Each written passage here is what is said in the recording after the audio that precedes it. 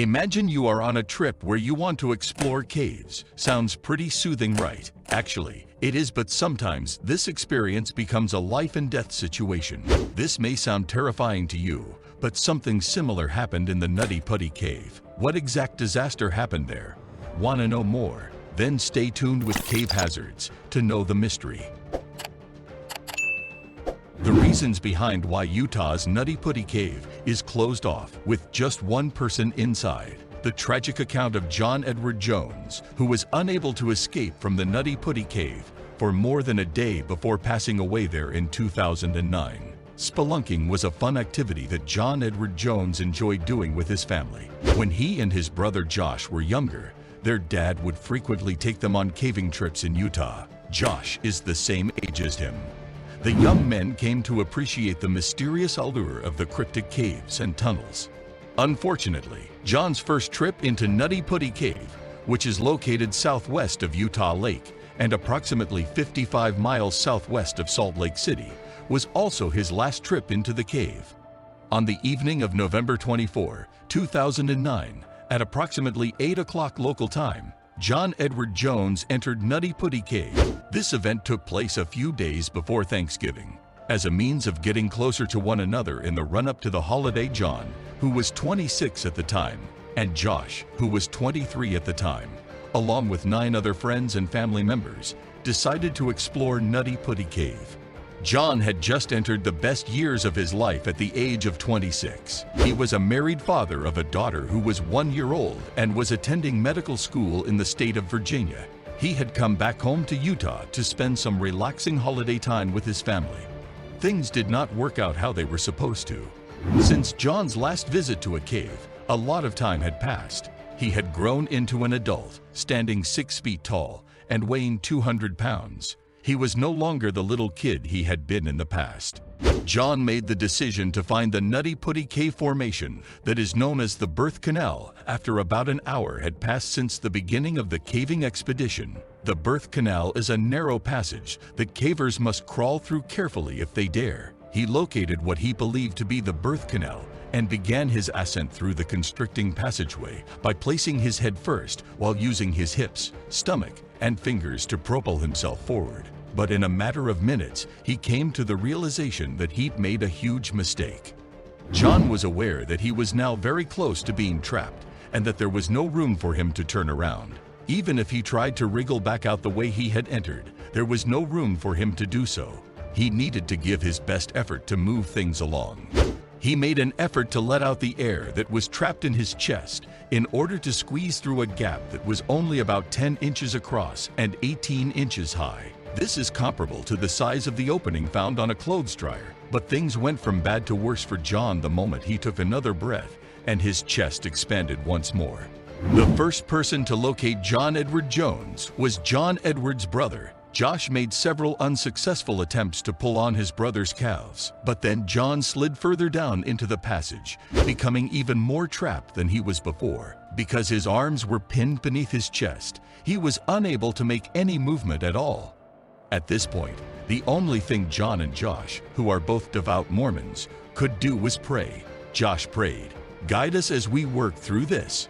John pleaded with God to spare him for the sake of his wife and children. In the end, Josh managed to make his way toward the cave's entrance in order to call for assistance. But even after assistance arrived, John was still stranded inside the cave 400 feet below ground and 100 feet below the surface of the earth. It took an hour to get all of the people, equipment, and supplies down to that level. A woman by the name of SUSIE MOTOLA was the first person to reach John. She arrived at the scene on November 25 at approximately 12:30 in the morning. At that point, John had been unable to escape for 3 hours and 45 minutes. Even though the only thing MOTOLA could see of John was a pair of navy and black running shoes, she still went ahead and introduced herself to him. John addressed SUSIE and thanked her for coming, but he added, "I really want to get out of here." Over the course of the next day and a half, more than 100 people dedicated their time to the effort of extracting John Edward Jones from the depths of the Nutty Putty Cave. To get John out of the potentially life-threatening situation he was in, the best plan they could come up with was to make use of a pulley and rope system. Sean Roundy, one of the rescue workers who responded to the scene, described the challenges that anyone, including seasoned cavers, would face if they attempted to enter Nutty Putty Cave. Even at the entrance, where warning signs had been placed, the majority of the passages were perilously narrow and could easily cause injury. In the year 2004, 2 Boy Scouts had nearly lost their lives in separate incidents in the same area of Nutty Putty Cave, where John became trapped. In both of those cases, the cave had become completely submerged. Within a week of each other, the 2 Boy Scouts found themselves in a precarious situation. In one of the incidents, it took rescue crews 14 hours to free a 16-year-old scout who weighed 140 pounds and was 5 foot 7 inches tall, making him significantly smaller than John. They did this by using a complex series of pulleys. John was much taller and heavier than Scout. Soon after the events that occurred with the Boy Scouts in 2004, the authorities decided to close Nutty Putty Cave. When John and his family visited the cave in 2009, it had been reopened for a little over half a year at that point. And at this point, with John Edward Jones still being held captive inside the cave, there was very little time left. Because of the downward angle at which John was trapped, his body was subjected to a great deal of stress. This is because such a position requires the heart to work extremely hard in order to consistently pump blood away from the brain. Obviously, when the body is right side up, gravity does the work, and the heart does not have to carry that load. John was restrained by the rescuers using a rope that was attached to a set of pulleys. They pulled as hard as they could given the circumstances, and everything was ready. One of the pulleys, however, broke down all of a sudden, and without any prior warning. Roundy is under the impression that the pulley became dislodged at the point in the cave wall where it was anchored. This area is known to have a significant amount of loose clay. As a result of the failure of the rope and pulley operation, the people attempting to save John were left without any other viable options. Even years after the event, Roundy continues to relive the rescue in his head by playing it over and over. I went back over the entire mission, pondering how we could have improved it by changing this one minor aspect or completing that activity earlier. But it serves no purpose to speculate about what might have happened. We did our best.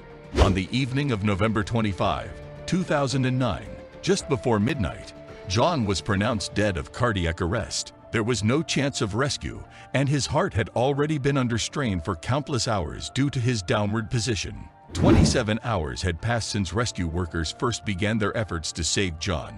Despite the terrible news, his family expressed their gratitude to the people who helped them. On the evening of John's passing, Nutty Putty Cave lived up to its well-deserved reputation. Dale Green was the one who found it in 1960 and gave it the name Nutty Putty due to the clay that was present in most of the narrow tunnels in the underground structure. This clay was most likely what caused the pulley to fail in the first place. During the height of its popularity, the cave was frequented by as many as 25,000 people each year. However, nobody will ever venture back into the cave again. A week after John's passing, the authorities put an end to all access to the Nutty Putty Cave. Because they feared that performing such an operation could cause the deaths of other people, they never attempted to retrieve his body, and it has remained there ever since. And that brings us to the end of the video. Feel free to let us know what you think about this video. And if you like this video, then please leave a like and subscribe to our channel for more amazing content. Thanks for watching, and we'll see you in the next one.